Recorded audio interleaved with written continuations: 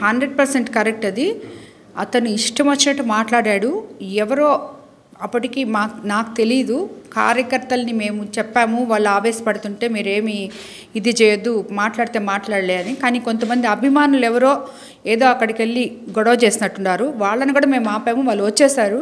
తర్వాత అతనే పగలగొట్టుకొని అతనే ఇవన్నీ చేసుకొని సింపతి చేసుకోవడానికి ఇవన్నీ క్రియేట్ చేసుకున్నాడు అతను.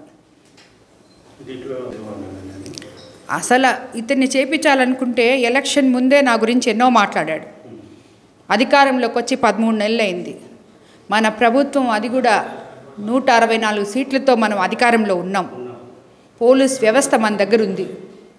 ఇతన్ని చేయించాలంటే ఇన్నిసార్లు మాట్లాడిన తర్వాత ఇప్పుడు చేయించాలా నేను? అవును, అదే కరెక్ట్. యాక్చువల్గా నిన్న లోకేష్ బాబు గారు వచ్చారు. జిల్లా మొత్తం సక్సెస్ అయింది.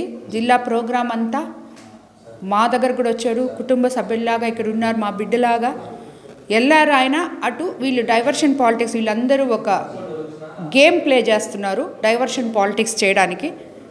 సో మొన్న అది కాకుండా ఇక్కడికి వాళ్ళ నాయకుడిని కూడా రాకుండా ఆపగలిగారు. ఇప్పుడు తిరిగి ఏమైనా ఈయన రప్పించుకుంటాడేమో జోలాడని మరి.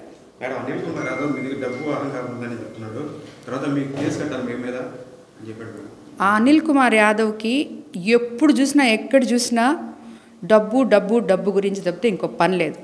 అతను అనుకుంటున్నాడు అతను ఏదో అడుక్కొని తినేవాడిలాగా. అతను దోచినంత డబ్బు ఎవరూ దోయలేదు వైఎస్ఆర్సీపీ గవర్నమెంట్లో. ముందు అతని విందగాన సిఐడి ఎంక్వైరీ చేస్తే సక్కంగా వస్తాడు. అప్పుడప్పుడు వచ్చి కాన్స్టిట్యున్సీ లేకుండా ఇదేదో అంటారు చూడండి, తళుకును మెర్చి 4 మాటలు మాట్లాడి 13 నెలల నుంచి కార్యకర్తల్ని గాలి కొదిలేసి తిరిగే ఇతను కూడా మాట్లాడాడు అంటే దానికి అర్థమే ఉంది. అసలు అది ప్రసన్న కుమార్ రెడ్డి మాట్లాడింది తీసుకుపోయి వాళ్ళ భార్యకి వాళ్ళ అమ్మకి చూపిమ్మనండి, అనిల్ కుమార్ యాదవ్ని. వాళ్ళు కానీ ఇతన్ని చంపలు వాయించకపోతే దాని తర్వాత ప్రసన్నకి సపోర్ట్ చేయమనండి.